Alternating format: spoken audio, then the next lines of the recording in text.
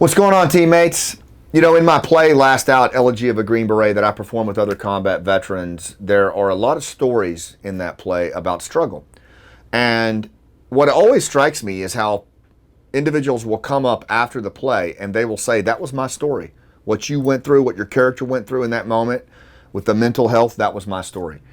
And now I contrast that with so many leaders that I work with in corporate America who will get up there in front of their people and they will talk about 3 ways to be great like me. And it is so unwatchable. It is so off-putting. And the reason is because there's no struggle in the story that we're talking about. You see, here's the thing. According to Daniel Coyle in the Little Book of Talent, struggle is a biological necessity. It's not something that happens to a few of us. It happens to all of us. We all go through struggle. It's a universal singular. It is what binds us more than anything else out there. That's why it transcends race and economics and religion. Leaders who can integrate struggle into what they talk about are the ones that are going to own every room because they're relatable to people. And we see them as relatable. Now, if you omit struggle from your story, you don't have a story. No struggle, no story. Struggle is a trust accelerant.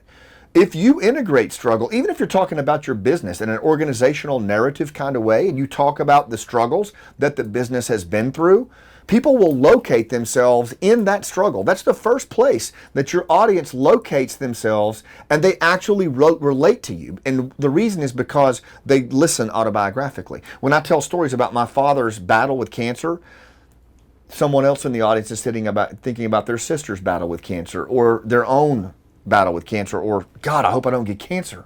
But the audience is autobiographically listening and locating themselves in the safety of that narrative, repurposing your struggle in the service of other people.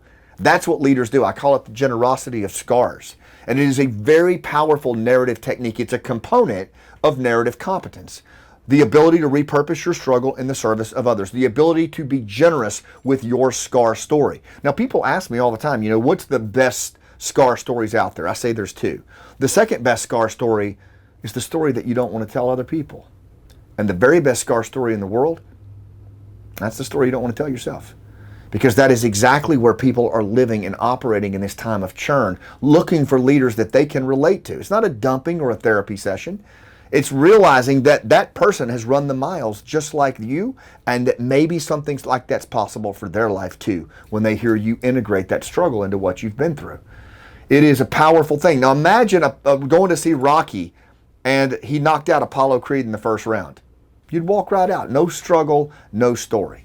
If you want to learn more about how to integrate the generosity of scars in what you do, join me at my Scott Mann Patreon site. Click the link below and learn how to be generous with your scars.